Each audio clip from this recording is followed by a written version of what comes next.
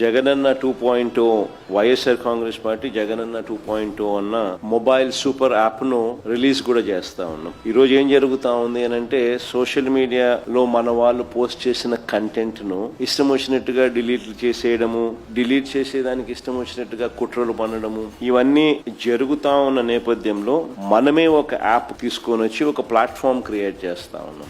ఈ యాప్ లో ఇందులో ప్రతి కార్యకర్త కూడా నిర్భయంగా తన అభిప్రాయాలను తాను చెప్పొచ్చు.